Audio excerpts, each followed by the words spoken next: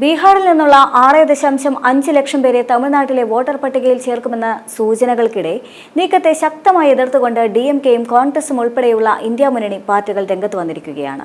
ബീഹാറിൽ നിന്നുള്ള സ്ഥിരം കുടിയേറ്റ തൊഴിലാളികളായതിനാൽ പുതിയതായി 6.5 ലക്ഷം പേരെ തമിഴ്നാട്ടിലെ വോട്ടർ പട്ടികയിൽ ഉൾപ്പെടുത്താനുള്ള നീക്കത്തെയാണ് വിവിധ രാഷ്ട്രീയ പാർട്ടികൾ എതിർക്കുന്നത്. മറ്റ് സംസ്ഥാനങ്ങളിൽ നിന്നും വോട്ടർമാരെ ഇറക്കുമതി ചെയ്യുന്നത് സ്വീകാര്യമല്ല എന്നും അത്തരമൊരു സാഹചര്യം ഉണ്ടായിക്കഴിഞ്ഞാൽ DMK തെരഞ്ഞെടുപ്പ് കമ്മീഷനെ സമീപിക്കുമെന്നും മുൻ നിയമമന്ത്രി S. രഘുപതി പറഞ്ഞിരുന്നു. ഇത്തരം നീക്കങ്ങളെ പാർട്ടി ശക്തമായി എതിർക്കുമെന്ന് VCK പ്രസിഡന്റും ചിദംബരം MP-യുമായ തിരുമാവളനും പറഞ്ഞു. BJP-യിൽ നിന്നുള്ള 6.5 ലക്ഷം പേരെ തമിഴ്നാട്ടിൽ വോട്ടർമാരായി ചേർക്കുമെന്ന റിപ്പോർട്ടുകൾ ആശങ്കാജനകമാണെന്ന് മുതിർന്ന കോൺഗ്രസ് നേതാവായ P. ചിദംബരവും അഭിപ്രായപ്പെട്ടു. തമിഴ്നാട്ടിലെ വോട്ടർമാർക്ക് അവർക്ക് ഇഷ്ടമുള്ള ഒരു സർക്കാരിനെ തെരഞ്ഞെടുക്കാനുള്ള അവകാശവാദമുണ്ട് എന്നും എന്നാൽ പുതിയ നീക്കം അതിനെതിരാണെന്നും P. ചിദംബരം പറഞ്ഞു. തെരഞ്ഞെടുപ്പ് കമ്മീഷൻ അതിന്റെ അധികാരങ്ങൾ ദുരുപയോഗം ചെയ്യുകയാണെന്നും ഇതിനെതിരെ രാഷ്ട്രീയമായും നിയമപരമായി പോരാടണമെന്നും അദ്ദേഹം ആവശ്യപ്പെട്ടിട്ടുമുണ്ടായിരുന്നു. എന്നാൽ ബീഹാർ നിയമസഭാ തെരഞ്ഞെടുപ്പിന് മുന്നോടിയായി തയ്യാറാക്കിയ കരട് പട്ടികയിൽ 65 ലക്ഷത്തിലധികം വോട്ടർമാരെയാണ് ഒഴിവാക്കിയിരുന്നത്.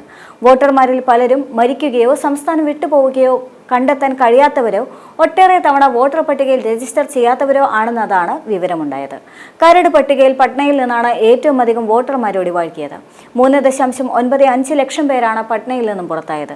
ഈസ്റ്റ് ചമ്പാരൻ ജില്ലയിൽ നിന്ന് 3.16 ലക്ഷം, മധുബനിയിൽ നിന്ന് 3.52 ലക്ഷം, ഗോപാൽഗഞ്ചിൽ നിന്ന് 3.10 ലക്ഷം എന്നിങ്ങനെയാണ് കൂടുതലായി വോട്ടർമാരെ ഒഴിവാക്കിയ ജില്ലകൾ. ഇതോടെ ആകെ വോട്ടർമാരുടെ എണ്ണം 7.9 കോടിയിൽ നിന്ന് 7.24 കുറഞ്ഞു.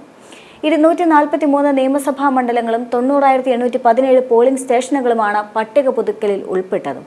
22.34 ലക്ഷം വോട്ടർമാർ മരിച്ചു. 36.28 ലക്ഷം പേർ ബീഹാർ വിട്ടുപോവുകയോ വിലാസം കണ്ടെത്താൻ സാധിക്കാതെ വരികയോ ചെയ്തിരുന്നു. 7.01 ലക്ഷം പേർ ഒന്നിലധികം തവണ വോട്ടർ പട്ടികയിൽ രജിസ്റ്റർ ചെയ്തതായും കണ്ടെത്തി.